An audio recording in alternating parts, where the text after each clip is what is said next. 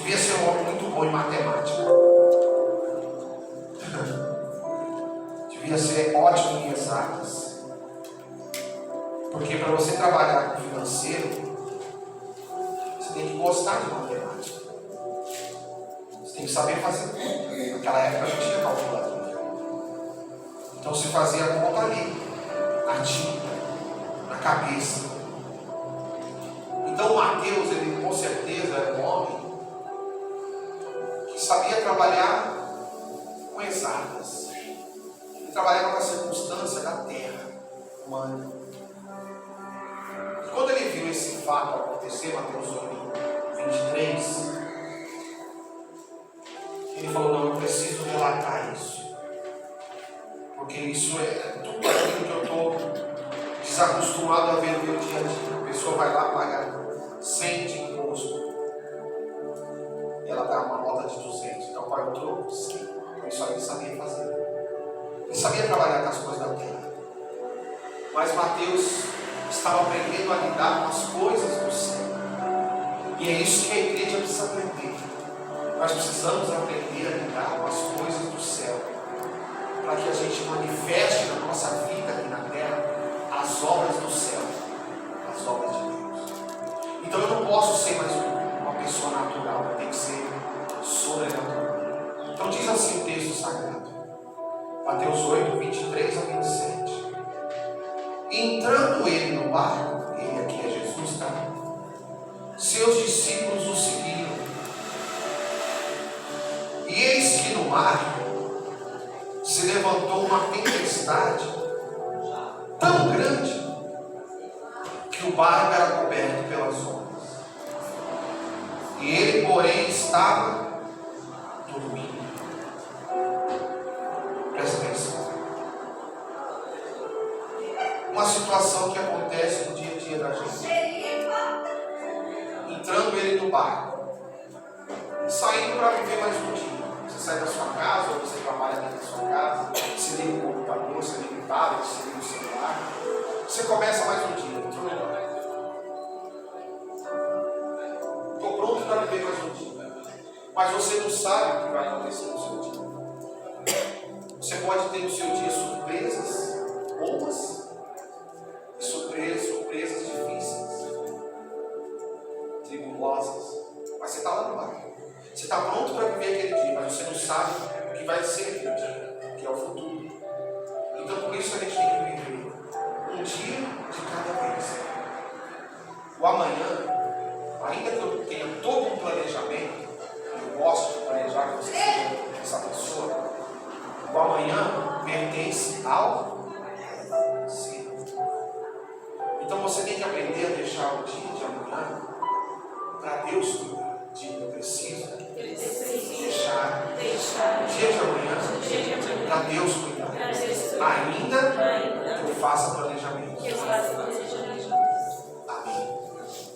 Essa é a primeira regrinha da pessoa que vive pela fé. O amanhã pertence a Deus.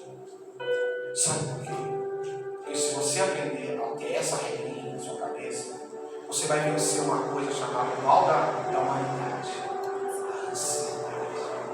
Porque o que é a ansiedade? É a preocupação pelo futuro. E se eu deixo o futuro nas mãos de Deus, eu já estou aprendendo a tirar a ansiedade da minha vida. Amém. Por exemplo, ontem eu estava trabalhando, minha filha falou: pai, você passar no mercado trazer mistura? Que tem carne moída, mas traz outra mistura. Então ela já estava planejando o que ia comer amanhã, porque a pastora estava aqui na igreja orando, né? Ela veio fazer a campanha dela de oração por Deus. Mateus foi cortar o cabelo, aí eles iam voltar para casa e ela disse: você está preocupada com amanhã? É um planejamento, filha? É. Ela já pensou no dia de amanhã. Você deve pensar no dia de amanhã, mas você não deve se desesperar. Veja, Jesus entrou no barco. Põe lá o anterior, filho. Isso. Entrando ele no barco, seus discípulos o seguiram. Jesus foi viver mais um dia. Quem segue a Jesus vai seguir o que ele faz. Ele entrou no barco, então seus discípulos entraram também. Jesus vai me dá a direção do que eu tenho que fazer no meu dia a dia. Eu só preciso seguir. Mas veja, o segundo versículo.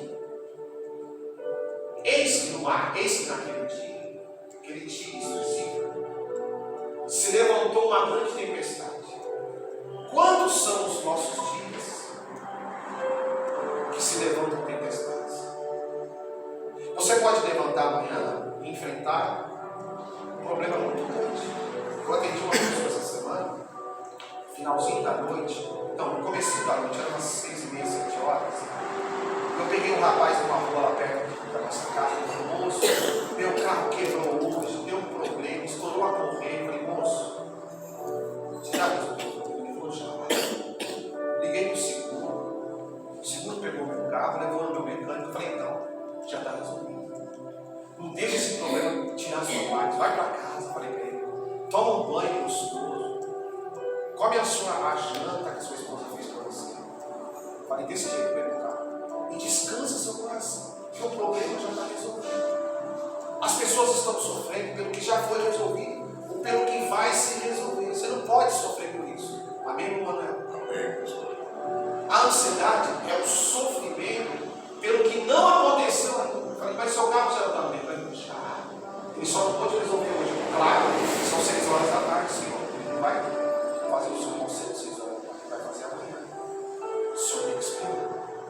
Mas é o carro que eu vou trabalhar. Sim, Senhor. Amanhã você vai de novo.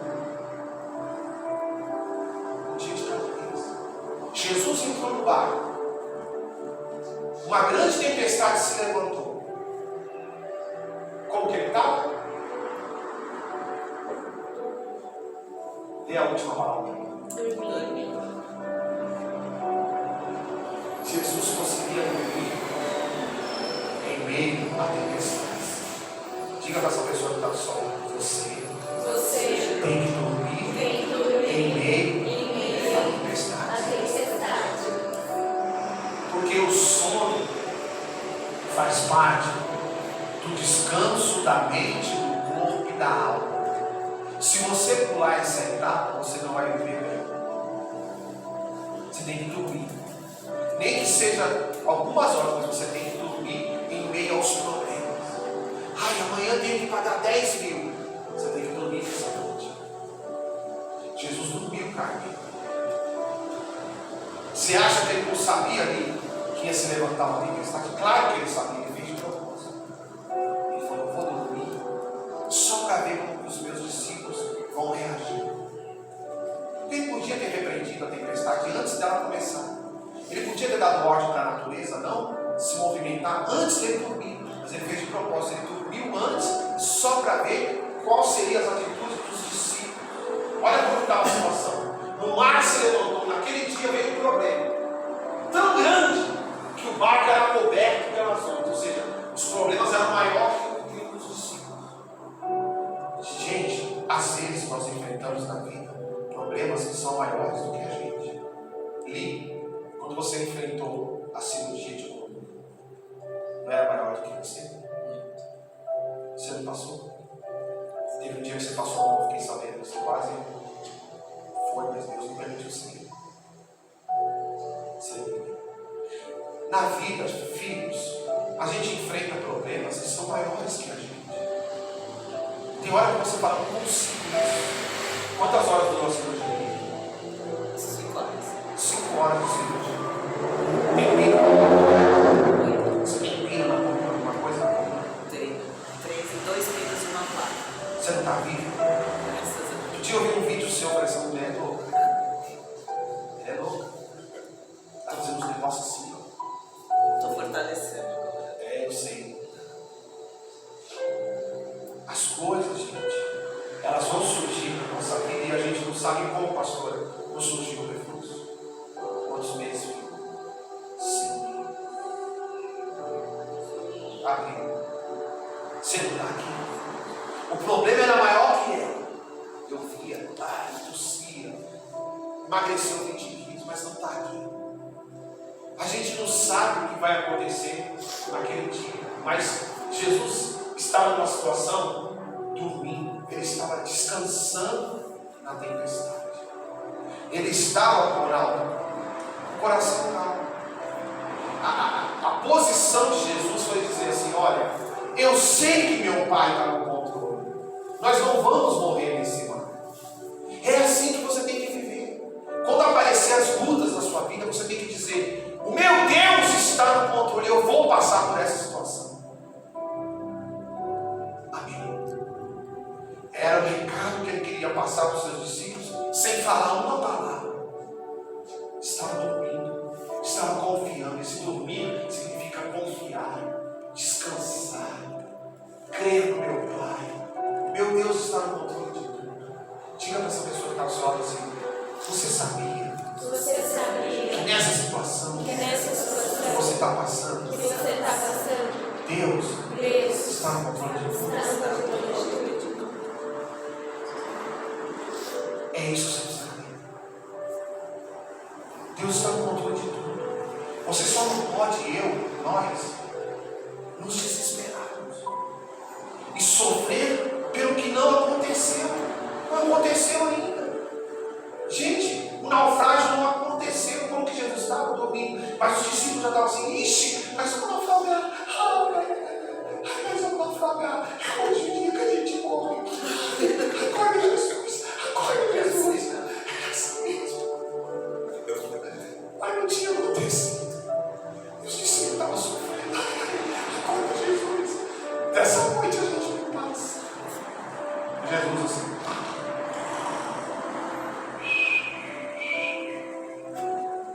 você está entendendo?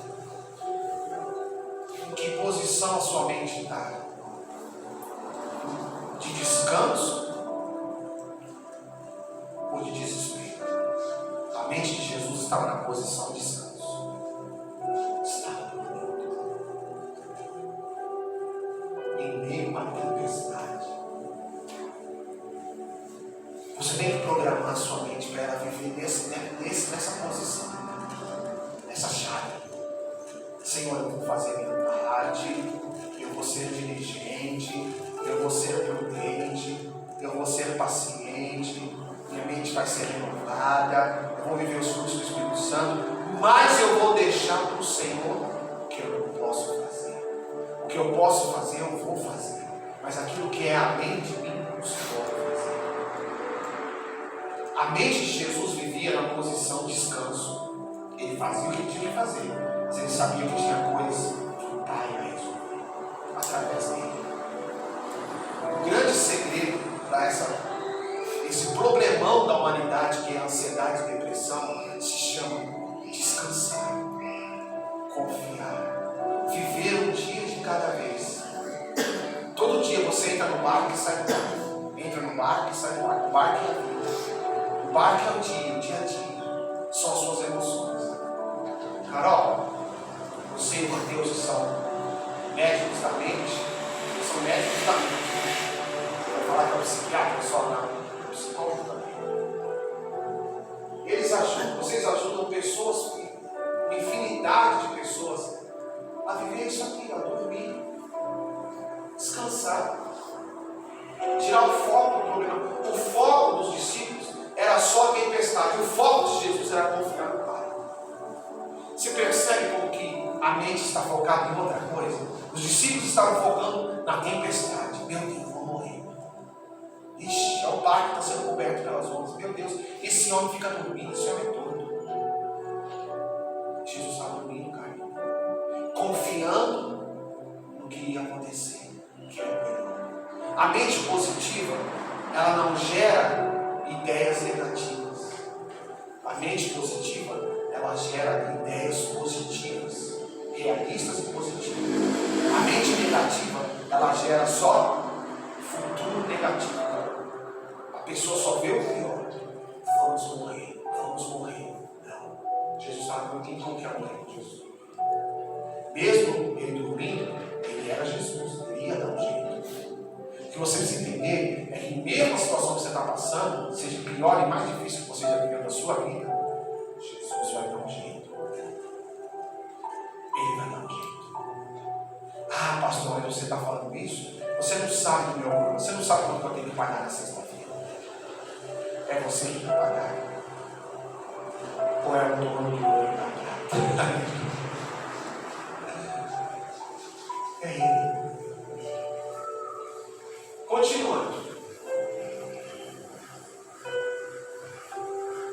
E os seus discípulos, aproximando-se, o despertaram, dizendo: Senhor, salva-nos, que perecemos. Ou seja, Senhor, acorda.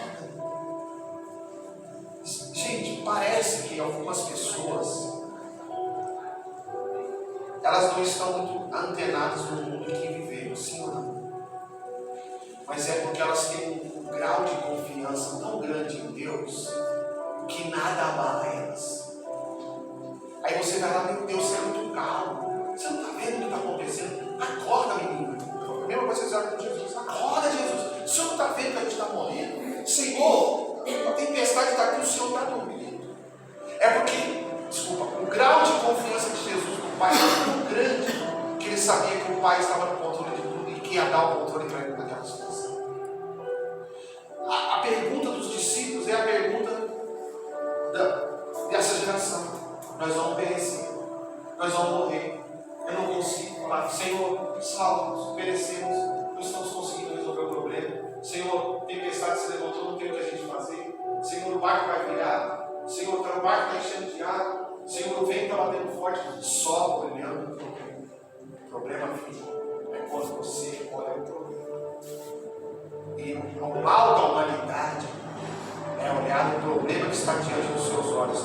Ela não olha o que pode resolver. Quais são as ferramentas que eu vou usar para resolver o problema. Por isso que os psicólogos trabalham com ferramentas. Você chega lá eu nunca fiz, mas se precisar fazer um dia, eu vou fazer. Na terapia, o psicólogo vai identificar onde está o problema das pessoas e vai dar as ferramentas para ajudar elas. E ele vai ter que aprender a usar a ferramenta. Não é o psicólogo que vai ajudar, que vai usar a ferramenta pelo paciente. É o paciente que tem que usar a ferramenta. Ele aplica o ensino, mas o paciente tem que absorver. Então, o que Jesus queria? Que eles absorvessem o que Jesus vai fazer daqui a pouco. Então a dúvida aqui deles era que: Senhor, nós vamos morrer, só olhando para o problema. Nós estamos perecendo. O que é perecer? Morrer, se destruir, se acabando. Mas olha a resposta de Jesus. E ele disse-lhes: por que temeis, homens de pouca fé? A resposta de Jesus é que eles não tinham fé. A pergunta deles para Jesus é que eles iam morrer. E a resposta de Jesus: vocês não têm fé. Só morre quem não tem fé. Só morre nas situações que não tem fé. No dia a dia, quem perdeu a fé. Porque foi a resposta que Jesus deu, fazendo uma pergunta para eles. Jesus respondeu com outra pergunta: por que temeis? Por que vocês estão com medo dessa situação que você está passando aqui? Por que vocês estão com medo dessa conta para pagar? Por que vocês estão com medo dessa enfermidade? Por que vocês estão com medo dessa prova? Por que vocês estão com medo desses jurados que vão te julgar? Por que você está com medo da causa da justiça? Por que você está com medo de parar de estudar? O problema é o medo. Então, a ansiedade leva a pessoa a ter uma visão negativa, e junto da visão negativa vem o medo no pacote. Estou falando pela palavra. Aí você, Mateus, as pessoas que estão aqui, levam isso para a vida de vocês. O problema de você não viver um dia de cada vez é que te deixa ansioso. Se te deixa ansioso, você vai ficar temeroso.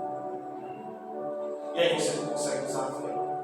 Porque a fé é o contrário de medo, de ansiedade. Por isso Jesus mostrou: vou dormir no meio dessa situação difícil, vocês vão ver o que eu vou fazer. Mas a pergunta de Jesus para eles foi: por que temeis? Por que vocês estão com medo do que vocês vão enfrentar? Então você não pode ter medo do que você vai enfrentar. Seja o que for, enfrenta. Vai lá. Faz do jeito que Deus está te mostrando, mas faz. Ai, mas pastor, o que vão pensar de mim? Não faz. O problema é não fazer. Faz do seu jeito. Fala do seu jeito. Exerce do seu jeito, mas faz. Posicione-se do seu jeito, mas se posicione.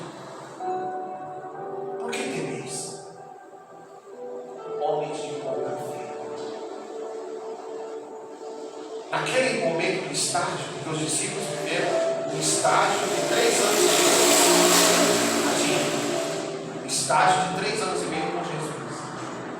3 anos e meio foi o estágio que eles tiveram com Jesus. Estágio sem remuneração. E eles aliam. 3 anos e meio de estágio. Quantos estágios você fez na faculdade, filho? Quantos meses durou? 6 meses. Carol, quantos estágios você fez na faculdade? 2 anos. Eles fizeram 3 anos e meio. Gabi já fez estágio? Está fazendo quanto tempo, mais ou menos? 3 anos, bastante. E fez estágio? Quantos meses? 2 anos. O estágio desses homens duraram 3 anos e meio. E até esse momento do estágio, eles não aprenderam a usar a fé. Então Jesus repreende a falta de fé deles e o medo que eles tinham. Então, levantando-se, repreendeu os ventos e o mar, e seguiu-se uma grande bonança. O que ele fez? Ele repreendeu o problema. Quem estava causando o problema? O vento e o mar. Então ele agiu efetivamente contra o problema. O problema era o vento forte e o mar revolto. Então ele agiu objetivamente contra o problema. É isso que você tem que agir na sua vida. O que é que está te causando o problema? Você tem que identificar onde está o problema. Má administração? Então eu tenho que resolver a minha má administração. Para que eu possa resolver o problema financeiro da minha cabeça. Espera aí. Estou com problema de saúde, então eu tenho que resolver o problema. Qual é o meu problema? Má alimentação? Resolve o problema. Você tem que ir no foco. Jesus foi no foco. Para de comer salgadinho, Coca-Cola. Come uma vez por mês. Resolve o problema. Quero viver mais anos, então eu vou ter que me corrigir. Minha filha falou para mim: pai, quantas cirurgias você já fez? Eu falei: já fiz 4, mas não quero fazer mais nenhuma não. Mas para não fazer mais, eu tenho que me corrigir. Então Jesus foi direto no foco. O problema é que as pessoas ficam rodeando, mas não resolve o que tem que resolver. Não faz o que tem que fazer. Ele repreendeu direto os ventos e falou: cala-te vento, cala-te mar. E aí aconteceu o quê? Uma bonança, uma grande paz, uma grande. O mar ficou quieto, parecia uma piscina. O barco parou de encher de água. Por quê? Porque Jesus usou a fé para repreender o problema. Então, a fé, o que é a fé? A Bíblia diz para nós que é a certeza das coisas que eu espero e a prova do que eu não vejo. Então você tem que se olhar no espelho e se ver curado. Você tem que se olhar e falar assim: eu estou curado. Senhor, eu sou próspero, porque eu lembro da sua palavra de dizimar e ofertar. Senhor, eu vou passar nessa prova porque eu estudei. E o que eu não lembrar no dia, o Espírito Santo vai fazer essa cabecinha aqui lembrar. Sabe? Você vai conseguir. Ah, pastor, você não sabe contar minha vida, tá? Virar do avesso. Repreende o que está te trazendo o problema. Jesus foi no foco. Vento e mar. Cala-te. O problema é que as pessoas querem resolver os problemas, mas pelas beiradas. E não chega nunca no foco. Quando chega no foco, resolve. O que eu preciso resolver? É o foco. É o problema principal que está causando toda essa tempestade na minha vida. O que é? É isso. Então, eu vou eliminar isso na minha vida. Agora, qual é o nome da campanha? Vivendo os benefícios da fé sobrenatural. Jesus usou aqui uma força além da natureza, porque ele fez a natureza parar. Ele fez os ventos se acalmarem e ele fez o mar se acalmar. Então, o que ele usou na palavra, quando ele repreendeu, foi uma fé sobrenatural, porque é além da força da natureza. Agora, vamos estudar então o que significa sobrenatural. Já que a gente está estudando fé sobrenatural, o que significa sobrenatural? Vamos lá, põe para mim, filha, a definição. Olha, sobrenatural, por favor.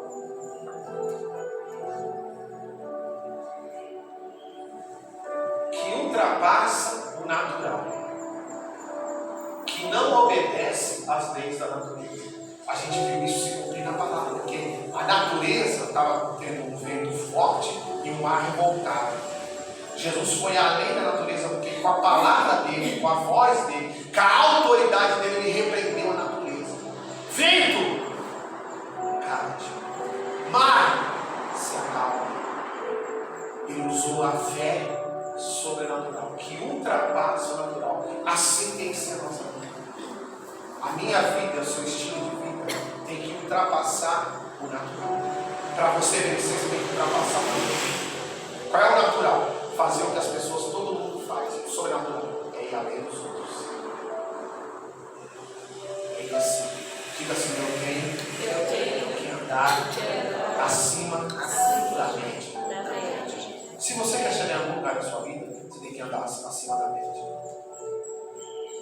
Por que esse menino que joga no Palmeiras, o Estevão, ele já foi convocado para a seleção brasileira com 17 ou 18 anos? Porque ele é acima da mente. Por que o Henrique que está no Real Madrid? Porque ele é acima da mente. Ele já está bravo lá porque ele está jogando. Ele está falando lá no Lancelotti lá: quero jogar. Tira o Mbappé e põe eu. Está lutando pelo espaço. Então, o que é sobrenatural é o que ultrapassa o que é natural, o que é normal para todo mundo. O problema está aqui, uma hora ele resolve, uma hora dá certo, é natural que as pessoas usam. O que é o sobrenatural? Problema, cala-te. Problema você será resolvido. Eu vou te resolver, você não vai me vencer. Em nome de Jesus você vai ser resolvido. Que é a lei que não obedece às leis da natureza, que o próprio Deus criou. O próprio Deus criou a natureza, mas quem tem fé anda nesse nível. Eu quero que você entenda isso. Você usa a fé para andar nesse nível, acima dos problemas. O que mais que é sobrenatural, filho? Que tem relação com fenômenos extraterrenos, sim, porque é além das coisas da terra. Vem do céu uma palavra para você, uma fé que te inspira, uma providência na sua vida, como por exemplo foi a multiplicação dos pães, extraterreno. Os discípulos olharam Jesus multiplicar 5 pães e 2 peixes e falaram: meu Deus, o que é isso? Nunca vi isso aqui na terra. Extraterreno, fora da terra, além da terra, acima da terra. 3. Que está acima da natureza humana, é sobre-humano. Tudo isso são definições de sobrenatural. É além do homem. Quando você usa a fé, você vai além de você mesmo. Quando você usa a fé sobrenatural para conquistar, para ser curado, a mulher de fluxo de sangue, 12 anos hemorrágica. Jesus está naquela cidade. Eu já gastei tudo com a medicina, não deu jeito. Eu vou lá. Eu vou encontrar com Jesus. Nem que eu arraste por baixo, nem que eu toque só na roupa dele. Eu tenho certeza que se eu tocar, a minha fé é tão grande que se eu somente tocar na roupa dele, eu vou ser curado. Aí ela falou assim, Jesus falou assim: quem me tocou? Os discípulos: quem te tocou? Quem, Senhor? Está todo mundo te apertando, o Senhor está perguntando quem te tocou? Não, alguém tocou em mim diferente. Teve alguma pessoa que está no meio dessa multidão que tocou em mim, e eu senti que de mim saiu virtude para alcançar a pessoa que me tocou. E a mulher se sentiu curada na hora. A fé é para ser usada, gente. O sobrenatural tem que ser usado por você e por mim. Você tem que aprender, eu tenho que aprender, nós temos que aprender a descansar em meio às tempestades que nós passamos. Nós não podemos reagir sempre do mesmo jeito. Ai meu Deus, ó céus, ó terra. Não, a gente tem que evoluir. Temos que crescer. Então, o sobrenatural é além do ser humano. Além da naturalidade do ser humano, da natureza. 4. Fantástico, extraordinário, excessivo, enorme. Quando você usa a fé sobrenatural, você vive coisas fantásticas na sua vida, extraordinárias, além do ordinário. Excessivo, é tudo superabundante, é tudo muito, tudo grande, é tudo demasiado na sua vida, enorme, maior que o grande. Então, a fé vai te levar a esse patamar de vida. Não estou falando vida econômica. mente boa, mente limpa, descansar nas tempestades, providência na hora necessária, saúde equilibrada, inspiração do Espírito Santo na sua mente. Está entendendo, pastor? A pastora falou assim: eu tenho que sentir o Senhor. Você vai sentir. Usa a fé. Foi que nem a mulher de fluxo de sangue. Eu senti estar curado por ela. Porque quando você usa a fé no sobrenatural, você sente que você recebeu o milagre. Você sente, você sabe que Deus está com você. Você não tem dúvida que Deus é com você. Porque você usou uma coisa além de você, além do humano, que se tornou fantástico, extraordinário, excessivo. Sim. Que somente, presta atenção nessa definição do dicionário, não é da Bíblia, não, do dicionário que eu busquei. Que somente é conhecido pela fé. O sobrenatural só é conhecido pela fé. Que é ligado à ação divina. Deus agindo na vida do homem. Sem intromissão humana. O homem não se intromete. Ele usa a fé e Deus age. Supernatural. Mais forte que o natural. Supranatural. Além do natural. Preternatural. Foi muito naturalismo. É assim que Deus quer que a gente viva. Está aqui. Definições do dicionário. Só uma palavra. O que significa sobrenatural? É tudo isso que eu li para você. Dicionário. Pastor, mas espera. Você estava pregando uma palavra que foi Jesus que utilizou a fé. Jesus era Deus. É Deus. Mas ele estava com um homem na terra. É. Então eu vou te dar uma palavra agora. De um outro homem que usou a fé e Deus fez o milagre. No Velho Testamento eu vou provar para você que não é só Jesus que tinha essa fé. E alguns homens e algumas mulheres da Bíblia tiveram essa fé. E alguns homens e algumas mulheres de hoje têm essa fé. Conseguiram chegar nesse patamar de descansar, de confiar, de crer. 1 Reis 17. Vamos lá. Está no Velho Testamento agora. 1 Reis 17.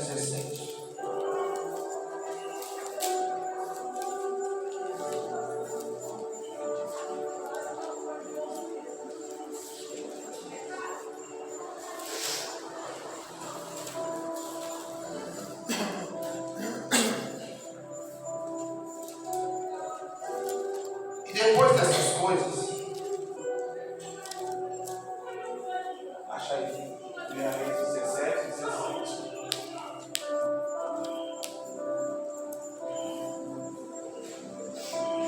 E depois dessas coisas, sucedeu que adoeceu o filho dessa mulher,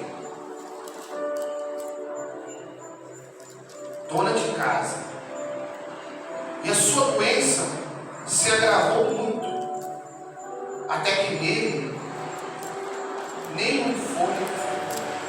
Quem era essa mulher, gente? A viúva de Sarepta. Então ela disse a Elias: que tenho eu contigo, homem de Deus? Vieste tu a mim